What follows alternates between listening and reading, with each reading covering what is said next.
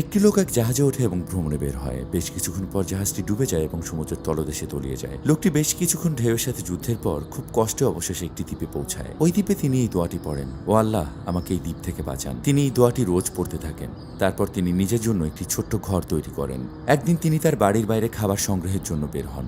যখন তিনি বাড়ি ফেরেন, তিনি দেখেন তার ঘরটিতে আগুন লেগে গেছে। তিনি সেই জ্বলন্ত বাড়িটির পাশে বসেন এবং বলেন, ও আল্লাহ, আমি আপনাকে বলেছিলাম বাঁচাতে, কিন্তু আপনি তো আমাকে অসুবিধায় ফেলে দিয়েছেন। প্রায় 3 ঘন্টা পর একটি বড় জাহাজ সেই দ্বীপে পৌঁছায়। লোকটি জাহাজের ক্যাপ্টেনকে জিজ্ঞাসা করেন, আপনি কিভাবে জানতে পারলেন আমি এখানে আছি? ক্যাপ্টেনটি বললেন, আমরা এই দ্বীপ থেকে ধোঁয়া বের হতে দেখেছিলাম। আপনি আমাদের ধোঁয়া দিয়ে সাহায্যের জন্য ডেকেছিলেন। এটি সত্যি একটি চমৎকার গল্প। বেশিরভাগ সময় আমরা জানি না কোনটি আমাদের জন্য ভালো এবং কোনটি খারাপ। এমন অনেক সময় হয় যখন আমরা বলি, এটি কেন আমার সাথে হলো, এবং 10 বছর পর বলি, আল্লাহ, এখন আমি বুঝতে পেরেছি তোমার জ্ঞান কত। আল্লাহ কুরআনে বলেন, হয়তো তোমরা এমন কিছু অপছন্দ করো যেটা তোমাদের জন্য ভালো, এবং এমন কিছু পছন্দ করো যেটা তোমাদের জন্য খারাপ। আল্লাহ জানে এবং তোমরা জানো না।